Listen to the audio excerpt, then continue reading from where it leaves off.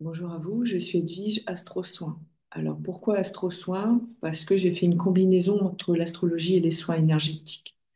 Pour moi, c'était important d'apporter justement un soutien au niveau des soins sur le thème de naissance ou sur la révolution solaire. Donc aujourd'hui, je vais vous parler de la pleine lune qui sera en Balance à partir du 13 avril, environ à minuit 23. Donc, je vais vous faire un partage d'écran. Voilà.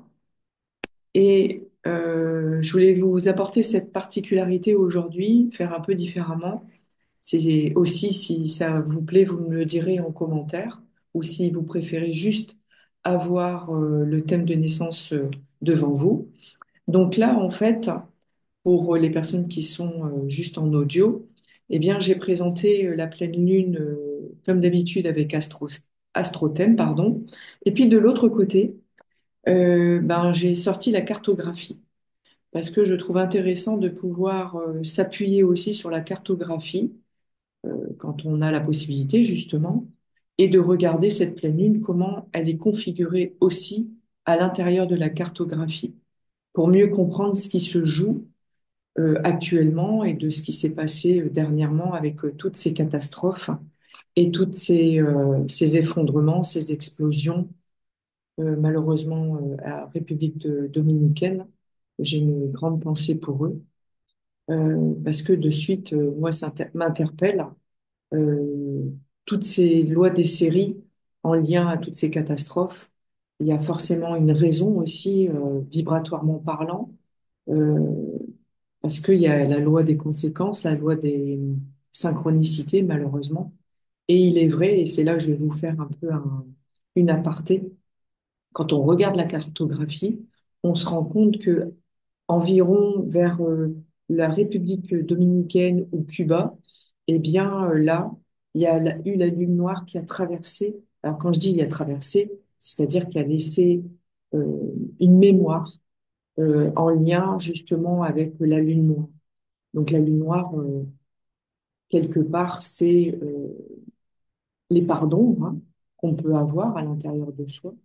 Et on sait qu'une lune noire, dans un thème de naissance, c'est aussi en lien avec vos vies passées, avec ce qui était entre guillemets à régler dans cette vie-ci et à pouvoir travailler sur soi dans le développement personnel. Et là, ben oui, ça traverse malheureusement entre guillemets la République dominicaine ou Cuba, dans cette région en fait, hein, comme ça traverse aussi le Brésil, mine de rien, quand on regarde mieux.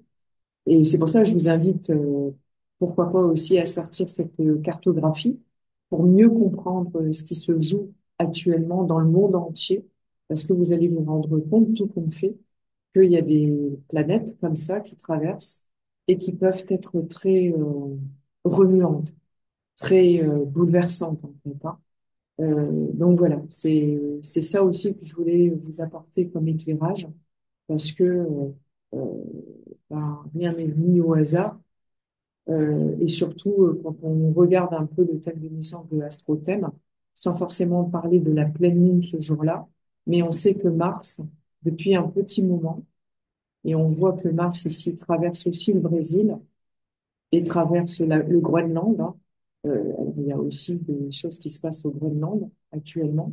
Eh bien, on voit que Mars ici fait un carré à la Lune, qui justement, cette Lune est en balance, et c'est pour ça qu'elle est en pleine Lune avec le Soleil qui est en face en bélier. Et on voit aussi que Mars fait aussi un carré au Soleil. Donc, il y a principalement aujourd'hui, je vais vous parler de cette pleine Lune. Oui, elle est en balance. Oui, elle est opposée au Soleil en bélier, mais on voit qu'elles font, enfin, donc ces deux aspects font un carré à Mars. Et c'est comme si lui était un peu c'est quelque part cette énergie de Mars, il y a un focus qui est mis là-dessus dans sa manière d'être. Alors bien évidemment, c'est une énergie. Une énergie de Mars, c'est quoi? C'est le combat, c'est le guerrier, c'est l'explosion, c'est les accidents.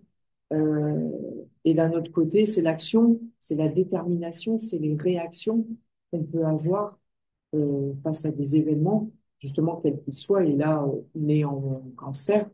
Donc, on peut aussi vivre des moments particuliers avec sa famille. Pourquoi je vous dis ça? Parce que c'est dans le signe du cancer. Et le Mars ici, il est opposé à Pluton. Alors oui, c'est pas encore en direct, hein. Quand je dis direct, c'est parce qu'il faudrait que Mars ici soit en Lion, parce que le Lion est toujours opposé au Verseau. Et, et dans le temps, justement, on va vivre encore une fois ce Mars opposé à Pluton. Donc, et c'est ce que j'avais dit lors d'une vidéo précédemment, c'est la fragilité que certaines personnes peuvent avoir actuellement au niveau de leur cœur, au niveau de leur circulation sanguine. Euh, voilà, c'est de rester vigilant par rapport à certaines personnes. Si on les voit fatiguées, ben voilà, ça serait bien de pouvoir les aider, les soutenir, de leur dire ne pas quelque part ne pas forcer, parce que ben, Mars il est resté un long moment en rétrogradation, donc un peu en stagnation, et là il est reparti à avancer. Et comme je vous ai dit, on peut faire un travail, et c'est ça qui est très intéressant actuellement aussi. Euh, il y a beaucoup de personnes au jour d'aujourd'hui qui se lancent dans la constellation chamanique ou la constellation familiale. Et je trouve ça très bien parce que c'est vraiment à propos, euh, dans cette relation de Mars en Cancer, d'aller en profondeur chercher ces blessures pour les, les comprendre, hein. D'abord, c'est dans la compréhension de l'émotion qu'on peut avoir, on peut justement dépasser des événements. Et ensuite, Mars va aller en Lion, et là, c'est tout ce qui touche au niveau du cœur, et tout ce qui a été les blessures affectives. Euh, voilà, je voulais vous faire un peu une aparté par rapport à ça, mais qui est hyper importante. Pourquoi? Parce que ce Mars fait un carré à cette pleine lune, donc il n'y a pas de hasard. Donc, pour revenir à cette pleine lune, donc c'est la lune qui est en balance, donc dans cette recherche d'harmonie, d'équilibre, de paix, de sérénité, mais elle se voit un peu bousculée le 13 avril, hein, et on sait qu'une pleine lune reste entre 2 jours et 2 jours et demi. Donc, on sait que là, bah oui, je l'ai fait un peu tard. Actuellement, ben, on est déjà dans cette énergie, même si actuellement la lune est en Vierge. On sent bien qu'il y a des choses qui nous remuent à l'intérieur de nous et à l'extérieur. On se rend compte que dans le monde entier, il y a énormément d'événements très particuliers qui sont actuellement. Pourquoi aussi, et là je vais vous faire une petite pirouette, parce qu'on voit ici en bas dans le thème de naissance que Vénus est rétrograde, le domaine affectif. Saturne, c'est les obstacles à surmonter, le sac à dos, à un moment donné, de pouvoir le déposer. Le nœud lunaire, le chemin de vie. Mercure, la parole, la communication, les échanges et les transactions. Et Neptune, tout ce qui est l'intuition, les perceptions, la dimension des rêves, en fait, hein. Et on voit que, bah, il y a un amas planétaire en bas, tout en bas. Donc, il y a comme une force qui vient nous aspirer, entre guillemets, au niveau du poisson et du bélier. On sait qu'il peut y avoir encore une confusion, des illusions, mais le bélier permet, et tant mieux, à un moment donné, il y a des choses qui vont se révéler dans ce long réveil, dans ce long sommeil quelque part euh, de cette princesse au beau dormant. Donc voilà, c'est important de se dire que le soleil en bélier actuellement, il va faire des révélations, mais aussi surtout Neptune qui est resté un long moment pendant 12 ans dans le poisson, et là ça y est, elle sort et elle rentre dans le bélier. Donc tout ce qui a été caché, euh, vraiment le côté secret ou des affaires en justice qui sont lentes à régler quelque part, eh bien le fait que Neptune rentre en bélier va permettre de connaître des vérités, d'être dans cette justice. On sait bien, hein, malheureusement, ben, il n'y a pas assez de juges pour qu'il y ait des affaires qui se décantent à un moment donné. Mais là, voilà, pendant 12 ans, il y a des choses qui vont se révéler, être déterminantes, et dans cette vérité et authenticité. Et là, je trouve ça vraiment très bien, quoi. Et là, encore une fois, pour revenir à cette pleine lune, elle me fait dévier à chaque fois dans les compréhensions, mais on est vraiment dans cette synchronicité avec les autres planètes. Et la preuve, hein, on voit bien que cette pleine lune, le soleil en bélier est accompagné de Chiron. Chiron, c'est quoi? C'est une clé. C'est la clé de notre passé pour ouvrir vers notre devenir. Chiron, c'est les blessures de notre passé en lien au bélier, donc les blessures de notre identité, qui nous avons pu être dans nos vies passées et qui nous avons envie d'être dans cette incarnation. Voilà. Et on peut parler de l'ego au jour d'aujourd'hui. Le soleil met en lumière Chiron, met en lumière notre blessure d'ego quelque part et notre orgueil. Et voilà, il y a des choses qui peuvent être au jour d'aujourd'hui bousculante et bousculée parce que ce soleil tiré fait un carré à Mars et fait une opposition à la Lune.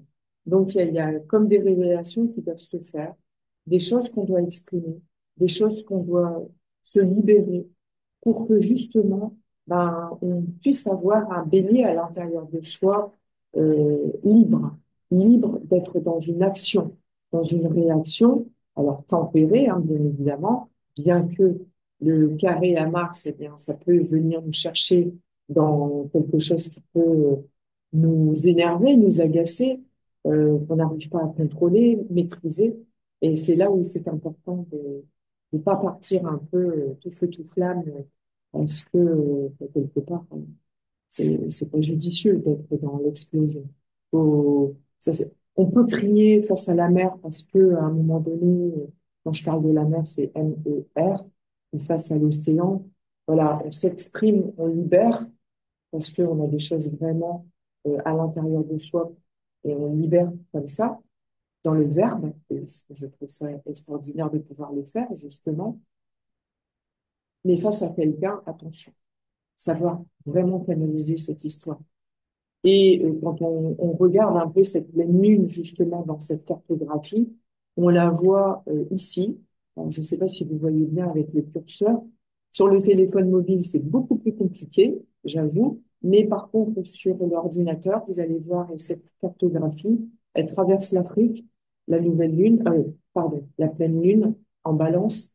Elle traverse l'Afrique et elle traverse aussi le alors on est un peu loin de l'Autriche, mais plutôt l'Allemagne et puis la Russie. Voilà, elle traverse, elle est vraiment, euh, oui, c'est ça. C'est dommage que j'arrive pas à grandir en même temps. Ouais, je n'arrive pas à grandir, c'est dommage. Mais je vous invite à prendre la planisphère et de bien regarder ce que je suis en train de dire, ce qui traverse l'Afrique et qu'elle continue comme ça son chemin. Euh, et on n'est pas forcément loin de l'Égypte non plus.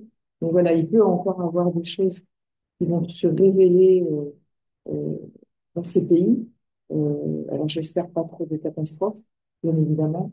Alors, il est vrai que dernièrement, j'ai vu qu'il y avait énormément de maltraitance par rapport aux animaux et qu'ils allaient exterminer au Maroc et en Égypte pour le mondial. Je trouve ça tellement dommage de toujours s'en prendre aux animaux parce que c'est toujours le côté prendre pouvoir sur quelqu'un, sur quelque chose, sur un animal, sur le vivant. Ouais, moi, ça me révolte. C'est vraiment, c'est révoltant en fait, hein. Et on a cette incapacité à pouvoir réagir parce que c'est un effet de masse où voilà, on pense que c'est judicieux d'exterminer des animaux pour quoi? Pour faire quoi? Pour laisser place à quoi en fait? Toujours l'histoire de l'argent, toujours l'histoire du pouvoir. Moi, je trouve aberrant et horrible et affreux pour ces animaux qui sont sans défense. En fait, c'est un peu trop facile, quoi. C'est comme l'humain qui balance à sa fenêtre un animal, un chien, la dernièrement que j'ai vu. Non, mais à un moment donné, est-ce que ces personnes, ils ont un cerveau? Est-ce que ces personnes réfléchissent quand ils font ça? Est-ce qu'ils ont cette conscience qu'à un moment donné, il va y avoir le retour de la vie, le retour, le karma? Voilà. Euh, voilà, quoi,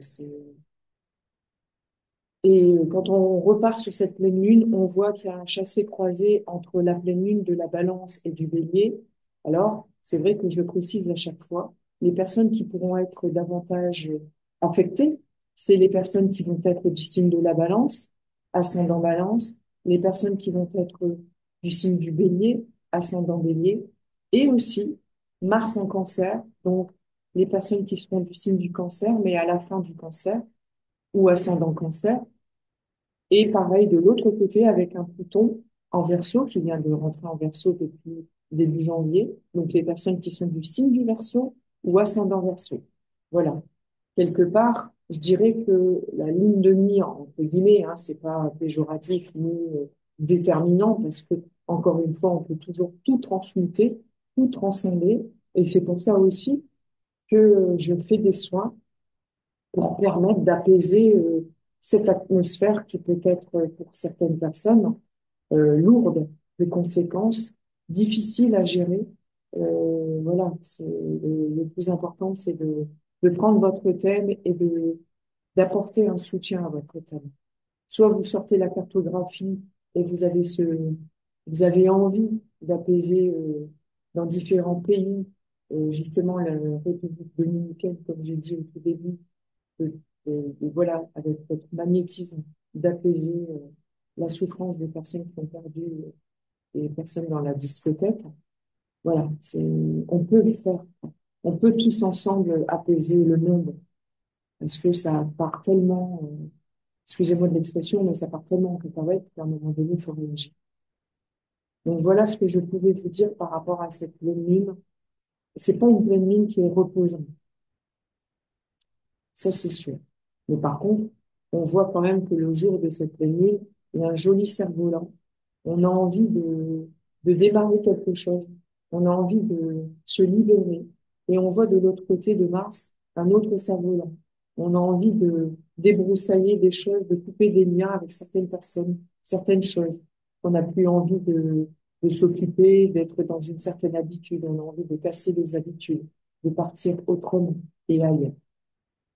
Donc, il se peut qu'il y ait des personnes qui auront envie de déménager, de partir, de découvrir le monde autrement et pourquoi pas dans un camping-car.